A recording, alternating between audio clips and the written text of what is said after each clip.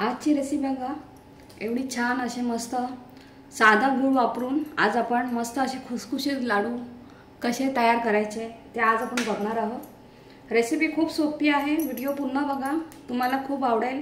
आणि या मकर संक्रांतीला तुम्ही हे अशा प्रकारे लाडू करून बघा, खूप मस्त होतात। चिकीचा गूळ कोण कोण बोलते चिकीचा गूळ आपला आहे, ते चिकीचा गूळ वापरण्यापेक्षा आपल्या घरामध्ये जो गूळ आहे त्याच्यानेच लाडू वळून बघा, खूपच छान होतात। करून बघा, मस्त होतात।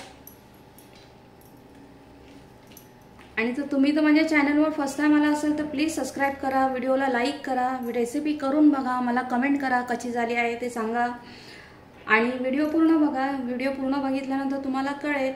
आणि बेल आयकॉनवर क्लिक करत जा, म्हणजे नोटिफिकेशन येत जाईल। मी जेव्हा जेव्हा व्हिडिओ अपलोड करेल तेव्हा तेव्हा तुम्हाला नोटिफिकेशन येईल व्हिडिओचं। तर तुम्ही म्हणून बेल आयकॉनवर क्लिक करत जा। आणि लाडू बघा किती मस्त असे पटापट वळले जातात आहे तिळाचे लाडू। तर तुम्ही पण ही रेसिपी करून बघा आणि व्हिडिओ पूर्ण बघा। चला आपण व्हिडिओ आता कंटिन्यू करू। कढई बघा गरम करत ठेवली आहे, त्यामध्ये आपण बघा मी लाडू आज आपण करणार आहोत, तर त्यासाठी मी हे दोन प्रकारचे तीळ घेतलेले आहेत। हे बघा, हे गावरान तीळ आहेत, बास्केटी तीळ आहेत, एक वाटी घेतलेले आहे। आणि हे एक वाटी पांढरे तीळ आपण घेतलेले आहेत। तर आता हे मी दोन्ही एकत्र भाजून घेते, खमंग असे खुसखुशीत आपण तीळ चांगले भाजून घेऊया। लाडवासाठी हे महत्त्वाचं आहे, तीळ आपले चांगले भाजलेले असतील ना तर लाडू खूप छान होतील।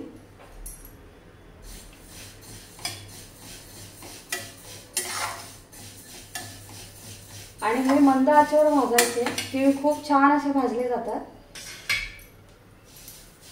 तर आपण हे पूर्ण तीळ चांगले भाजून घेऊया। एक वाटी बघा साधे तीळ आणि एक वाटी आपण पांढरे तीळ घेतलेले आहेत।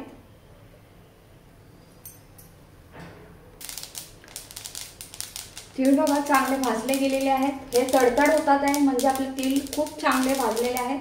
तर आता हे मी काढून घेते। आता ह्याच कढईमध्ये आपण पाववाटी बघा मी शेंगदाणे घेतलेले आहेत, तर हे पण आपण हलके चांगले खमंग असे खुसखुशीत भाजून घेऊया। शेंगदाणे मी ह्याच्यामध्ये फक्त पाववाटीच वापरलेले आहेत। आपण ह्याच्यामध्ये खोबरं पण वापरणार आहोत। लाडूमध्ये तिळाबरोबर खोबरं एकदम मस्त चव मस्त लागते त्याची।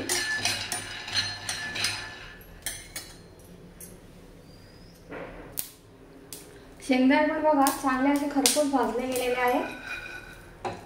आता आपण हे पण काढून घेऊया।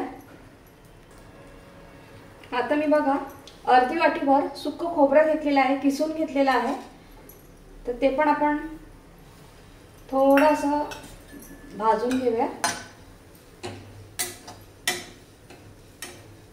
कढई गरम असल्यामुळे खोबरं बघा पटकनच भाजलं गेलेलं आहे, एका सेकंदामध्ये। काढून घेऊया खोबरं, कलर चेंज जास्त करायचं नाही, ब्राऊन असं जास्त। शेंगदाणे बघा चांगले आपण भाजून घेतलेले आहेत, त्याची साल काढून आपण ते थोडं एक फिरकी मारून घेऊया त्याला मिक्सरमध्ये। शेंगदाणे बघा थंड करून त्याची साल काढून मिक्सरमध्ये एकच फिरकी मारून घेतलेली आहे। आता आपण गूळ वितळून घेऊया। कढई बघा गरम करत ठेवली आहे, त्याच्यामध्ये आता आपण 1 ते 1.5 चमचाभर तूप घेते। लाडूला खूप छान अशी चकाकी येते तुपाने। आणि हे गूळ आहे,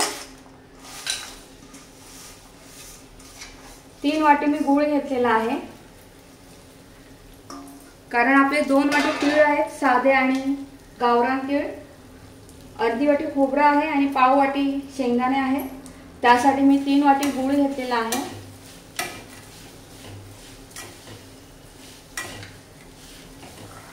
गूळ बघ आपल्याला पाक नाही करायचा आहे, फक्त जस्ट असं वितळून घ्यायचं आहे। लाडू खूप सुंदर होतात, एकदम खुसखुशीत होतात।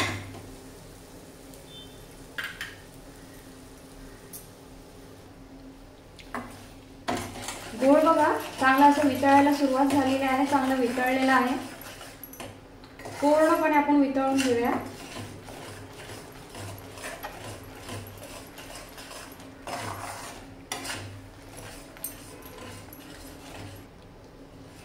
गूळ बघा पूर्णपणे वितळलेला आहे व्यवस्थित असं. गॅस बंद करते आणि ही प्रोसेस गूळ पूर्ण वितळल्यानंतर गॅस बंद करूनच करायची आहे. शेंगदाण्याची कूट टाकलं मी, आपण ते जाडसर करून घेतलं होतं ते शेंगदाण्याचं. आता हे बघा खोबरं आणि तिळाचं टाकते याच्यामध्ये. तीळ चांगलं व्यवस्थित मिक्स करून घ्यायचं.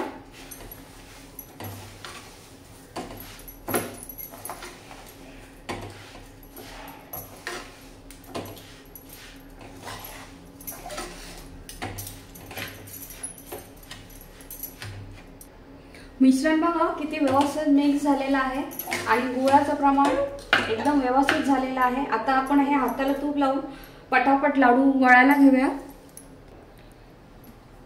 हे बघा थोडंसं असं हाताला तूप लावून थोडं थोडं मिश्रण आपण घेऊन असं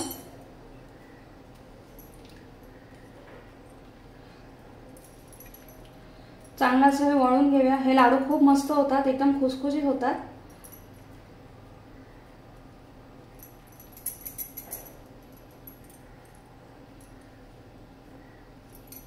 हे बघा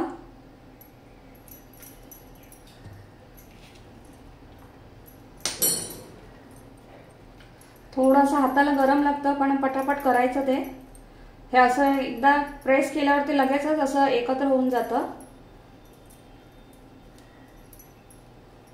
आणि जर मिश्रण थंड झालं लाडू करता करता तर तुम्ही पुन्हा 1 सेकंडभर असं फक्त जस्ट कढई गरम करून घ्या, ते गूळ पुन्हा एकत्र हे होऊन जातं.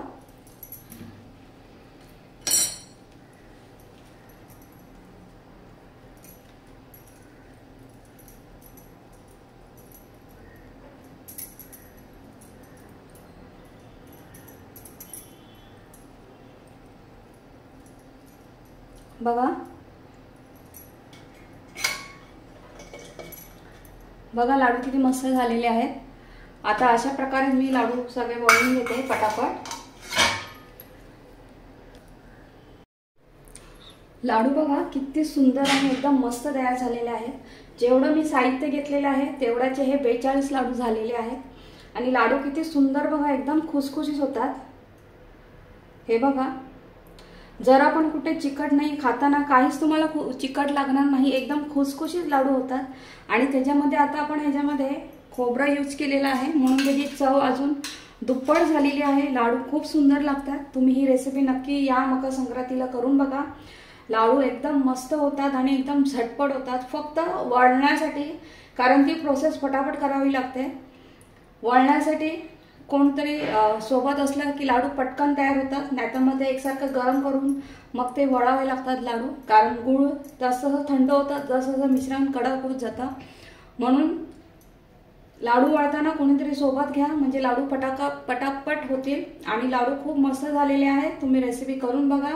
आणि माझ्या चॅनलवर तर तुम्ही फर्स्ट टाइम आला असेल तर प्लीज सबस्क्राईब करा, रेसिपी करून बघा, मग कमेंट करा, व्हिडिओला लाईक करा, व्हिडिओ पूर्ण बघा. थँक्यू.